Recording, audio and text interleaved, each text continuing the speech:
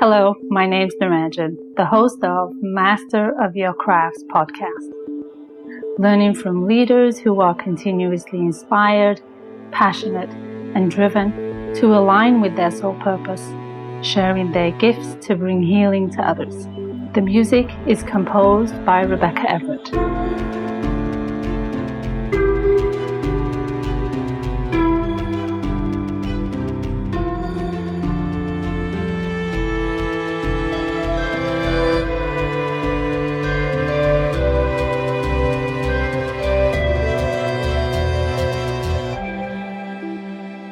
Today is episode number 5, where we will be talking to Lisa Karasek and learn how she developed the mastery of quantum healing as her craft. Lisa is an expert quantum healer, TRE, tension and trauma releasing exercise, certified facilitator, certified eating psychology coach, and is able to update her client's state of being to assist in healing. Using ancient multidimensional healing and angelic energies, consciousness-based principles, and TRE, Lisa powerfully guides her clients to a healthier, happier, and more purposeful life. Lisa is dedicated and passionate about helping you work with the dynamics of your self-relationship and beliefs. This is the key to most mind, body, spirit diseases and illnesses. Find more information about her and her programs at lk-cepe.com.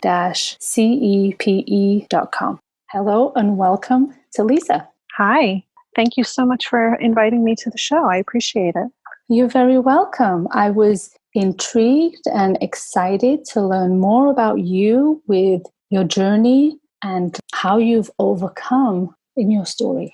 Yes, I definitely had what experts would call a life-changing event. And I definitely learned a lot and had to pull through and come out with a whole new perspective on life. It was rough. At this point, I'm so thankful for everything that I went through. What is it now, having either been through what you've been through? What makes Lisa, Lisa? What do you believe about yourself? And does it really actually define who you really are? I'm still me. I haven't really changed any. Well, some of my belief systems have changed for the better. Mm-hmm. I turned a low vibrational way of thinking into a higher vibrational way of thinking. The rest of me has pretty much stayed the same. I was always strong, bully-headed, a little bit of the rebel, if you will. People used to joke with me and say that my middle name was Tenacious. I've always been that person. I've always stood up for myself. I've always stood firmly in my strength, and I've always been very proud of that. Not from an egotistical point of view. I was always being told by others what they thought that my truth was. Mm-hmm. And I learned at a very young age that my truth was not what people expressed about me or told me that I was or told others who I was. And I feel like I was always on the defense about that. Mm-hmm. I was always standing up for myself, trying to express to people what my truth was, who I really was, what my beliefs really were. I don't like to use the word victim, so I'll use the word prey. I was definitely prey to people needing me to be someone that I was not. They were trying to make me someone that they needed me to be for their own reasons. Mm-hmm. That never sat well with me. So now, recognizing that you have been able to find your own truth and identifying what that is for you, is that one of your core elements of who Lisa is, do you think? Yes. What I recognized most about myself as an adult and what I was ready to change about myself was the amount of anger that I lived in. Actually noticing about myself, observing myself in anger, realizing that I was pretty much in it almost every waking moment of my life. Even in my sleep, I would I would wake myself up in the night being angry at people, having these fantastical, dreams, if you will. Even waking dreams, I was always in these fantastical arguments with people. And I realized that my whole life was centered around anger. And as an adult, I just didn't want to be that way anymore. I started receiving energy healing to find new ways to overcome the anger. As I learned about my energy and my truth started to be revealed from a more spiritual perspective, And I started learning more about the spiritual world and what that meant, learning more about past lives and different dimensions. And it was successful in the sense that I was able to change my perception. I did, in time, shift out of anger. And I can honestly say at this point in my life, I don't live in anger. And it was only up until very recently that I was even still getting triggered. At this point, I have come to do life, if you will. Not that I'm in a state of not acknowledging, but I have come so far that I just accept people and situations for what they are without judgment. I accept people for who they are. I see that we all have our own fears that we live in. We all have our own wounds that we live with. We all act from our own pain points. And I'm just at a point where I can see others in that way and that I don't have to take it personally or internalize it myself. For me, it's been a practice of non-attachment, if you will. In doing so, I feel so much better. And as I began to feel so much better, what that means in the bigger picture has enabled me to help others, to serve others in their sessions with such a new and clear observance, clear view for them that it really serves them. And I've been through it, so I know what tools to use to help them reach that point as well. That's beautiful. That's really interesting how you have been able to really pinpoint the key areas and aspects that had shaped, if I can say this, the old Lisa to the new Lisa. And I've used that phrase often too. I often feel like there was the Lisa before and there's the Lisa now, even though I haven't really changed much. The core of me hasn't changed much, but my belief systems have changed a lot for the better. That's right, which is ultimately what shapes us as a person, right? So yes, the core belief systems of having trust and being self-compassionate and having the awareness, I think those are all attributes that are just striving and waiting to be unraveled, be heard and seen. Whereas the other elements that are more deeper, I want to say a little bit darker, because even anger can be a suppressant of something positive that needs to come out. To really shift that balance, it really does ultimately shape you as a person. And I think it's really interesting how you've been able to make that shift and really take charge of your own life. A myriad of experiences that you have had where you have gone into a conscious space of not wanting to feel anger anymore. Which is a big awareness. I think that's a huge leap forward of how you can live your life and move forward, right? Yeah. I mean, it was literally like I knew that I liked looking at flowers in the garden. But before, when I would look at a garden and see beautiful flowers, I would judge them. And I would have that negative talk like, oh, they think that they deserve something and they don't because of blah, blah, blah, blah, blah. And I would find ways to find anger in everything. And I knew I wasn't that person. I knew deep down inside that I wanted to love looking at flowers and smelling flowers and being amongst flowers and walking with flowers along the path. And, I knew that I wanted that. I really wanted to find a way to feel that. When you were in the space of, I want to say, being consumed by anger, facets of your life, which is what it sounds like, were there moments where there was joy or where there was peace or where there was an element of happiness that you could really encounter, be it from a truly what you could maybe see now as an authentic place, but what looked and felt authentic at that moment? Were there nuggets of that throughout that time that you can remember? If there were very few, and I don't really remember them, many of them, no. What it was for me was going out into public and surrounding myself with people and meeting new people and forcing myself to try. And then I observed people, and I know this sounds really funny, but I had a friend.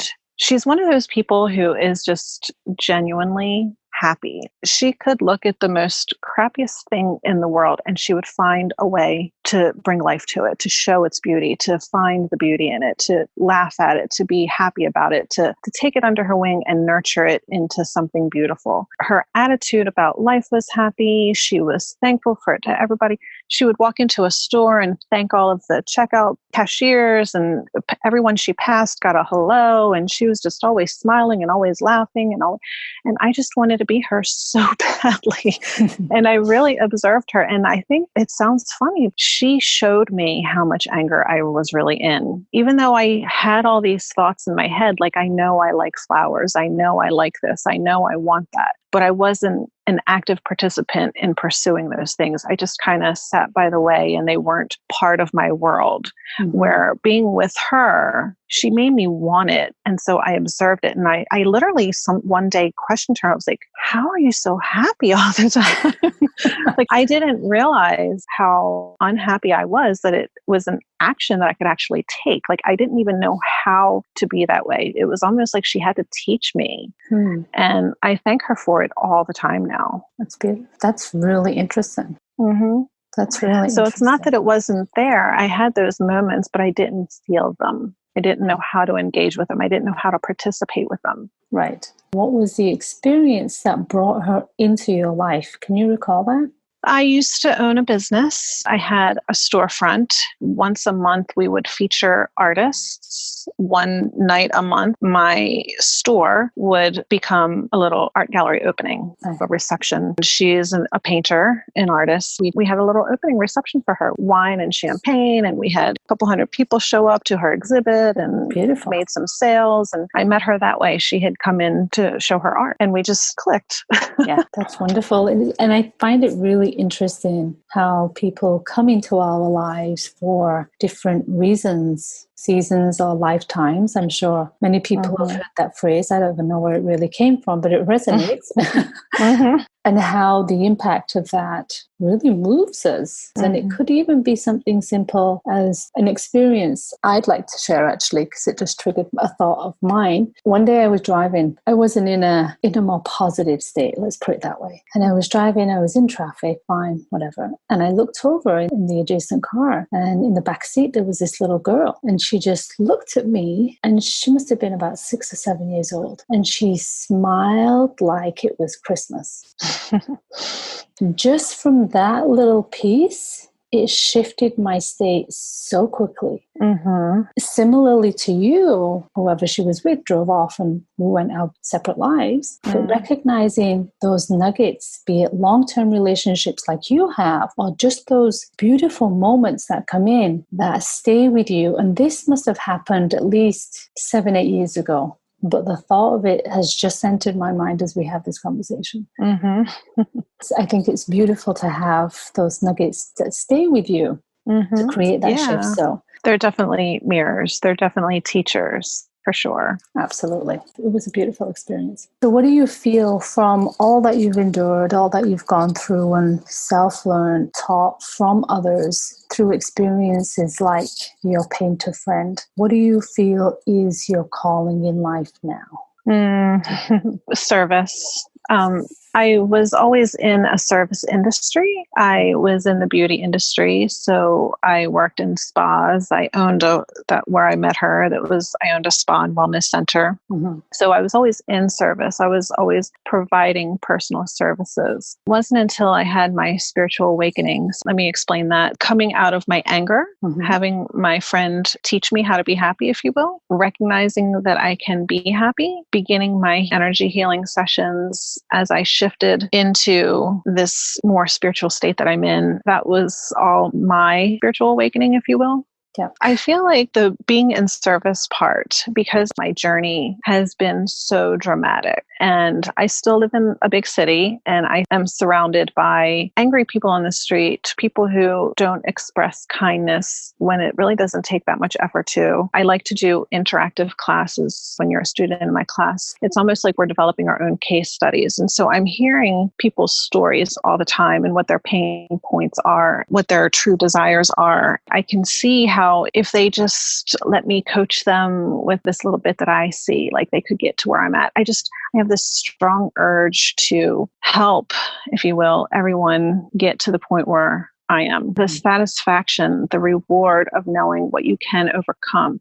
It's a hard economy. We have to do a lot of our own because we can't afford extra. Hiring a coach is not on everybody's list. You can do a lot for yourself, but taking little $20 drop-in classes to explore your personal self-relationship, it's really a catalyst, and you can get so much further when you have the support. And sometimes it's great to have a support in your family and your loved ones and those that are closest to you and those that you trust the most. But sometimes it really does take an outsider's perspective to see something and show you a new perspective. For everyone who does want to grow, raise themselves up a little, I just feel like I have a unique way in which I can do that. I feel like I'm very skilled with my coaching skills. And then with the extra bit of healing that I do, the energy work that I do, mine is so unique.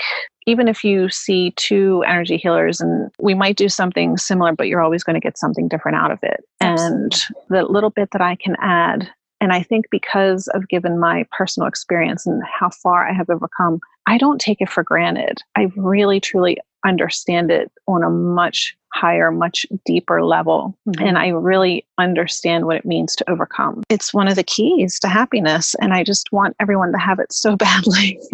Now that I know how beautiful it is and I feel the beauty and the gratitude in it all the time, I just really want everyone to have that because we are all connected. And when you raise yourself, you really raise everyone around you. We're all connected. And so, I mean, we all joke and say, oh, I want to bring about world peace. And that really is what we're all doing when we do the work we do. Every time we do make the conscious decision to change and grow and evolve, overcome and heal, that is exactly what you're doing. You're raising the vibration of the whole consciousness, the whole world, all of us, the whole earth. And I feel like I'm just doing my part with that.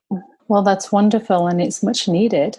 It's absolutely much needed for people to, like you, to be of service and to give outwardly to others, having done their own work and really delved into their own pain, anger, and suffering, and all those karmic experiences that show us our lessons in this lifetime. Some are karmic and some are soul lessons. Yeah. Some are ancestral hand-me-downs. There's all different ways, all different reasons for healing and overcoming. Yes, absolutely. For you to be able to be in a position and share, look at life through my glasses instead. It's so much more rosy, it's so much more beautiful. Just like you, it's a journey in itself to be able to get to that place and to be receptive and open to welcome that. Maybe for some, karmic lifetime and soulic experiences just need to play out for them to recognize what's actually happening. And what I like about the modalities that I work with, both with the TRE, which is the tension and trauma releasing exercises, both with the TRE and the energy modality holistic metamorphosis, what I like about it is you don't necessarily need to know, which means you don't need to relive the experience. You don't need to relive the trauma. You don't need to know the root cause. You can just release it. It's just that easy. When you're working on certain things by yourself, you have to have some sort of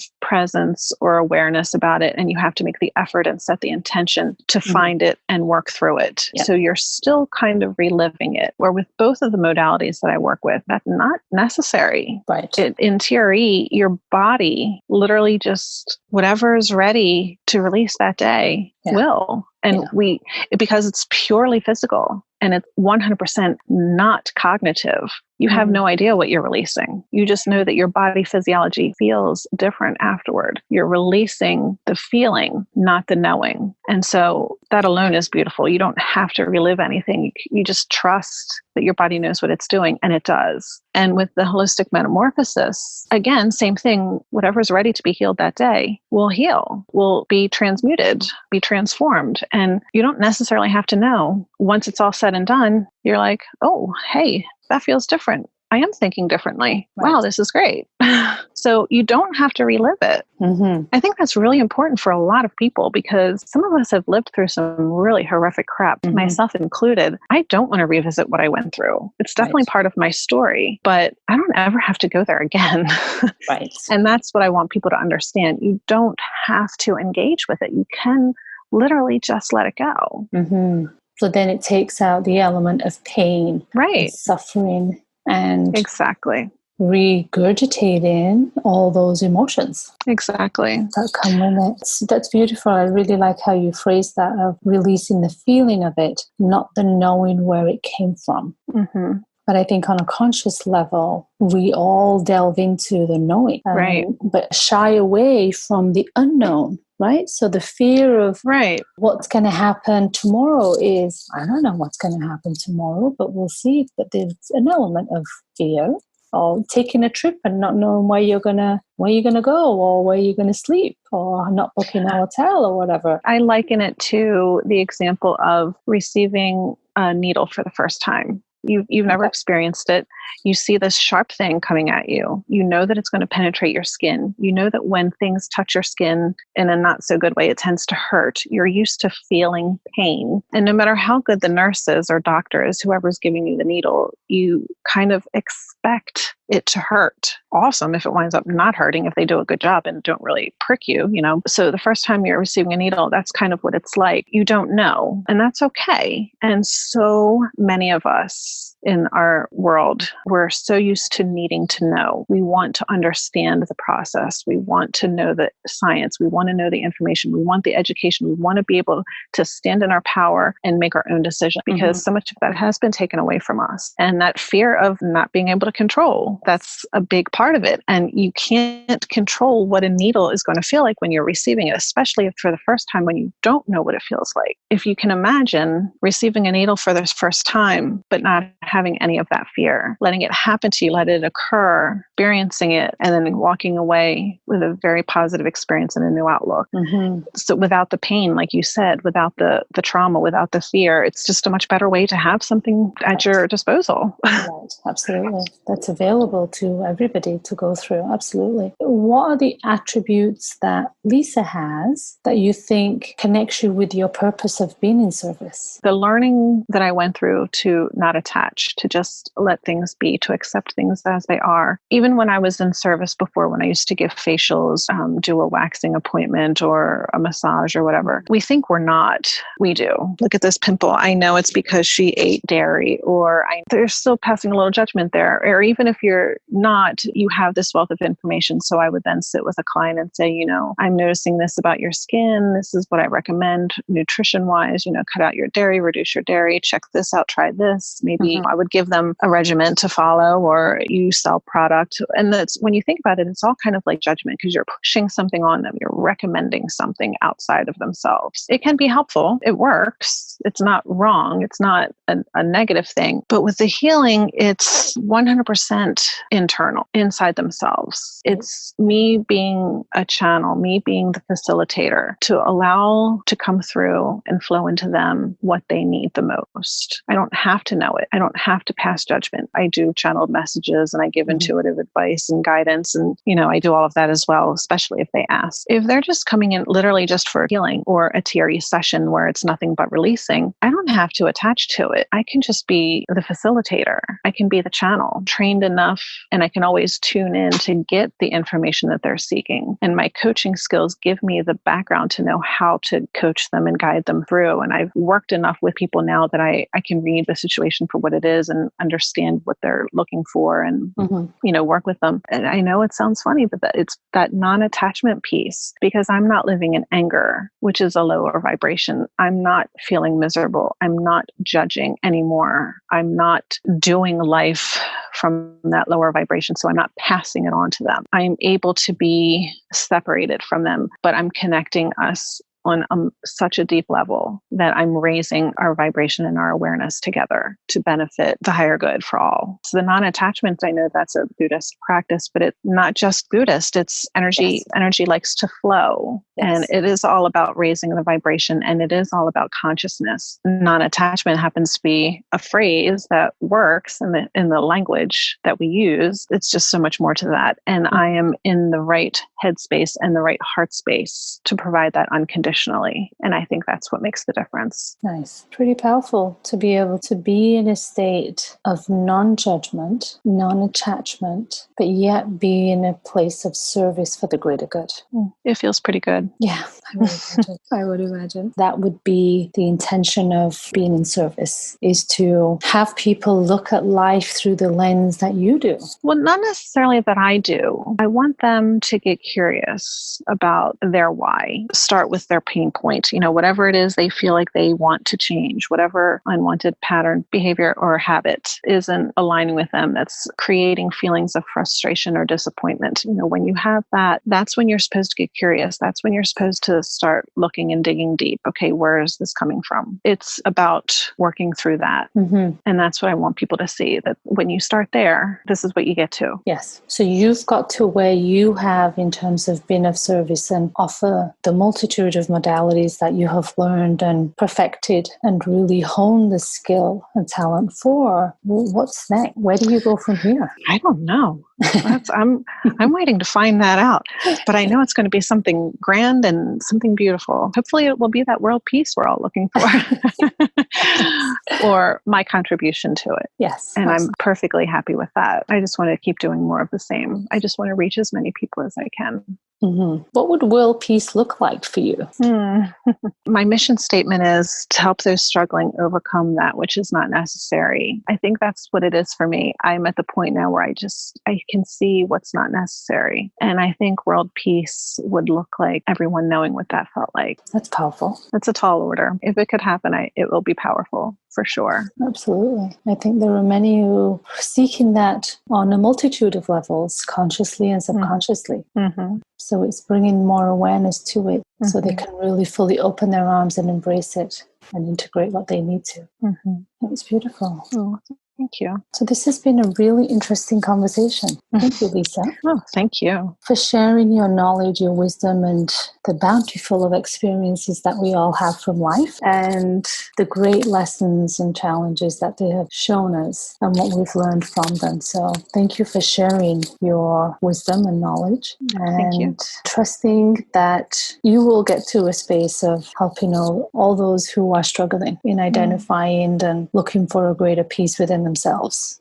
Thank you. Thank you for everything that you're doing as well. You're very welcome. It's really to share the message of people like you who are living life in service so other people can tap into even just a small space within themselves to be able to identify that there is more to life than what we see with the naked eye outside of this material world. So there's a lot more there. Thank you for this wonderful conversation, and I look forward to engaging again. Oh, me too. Thank you. I'm Naranjan, and you've been listening to Master of Your Crafts podcast. Please subscribe, rate, and review, and join me next week for another episode. Thank you for listening.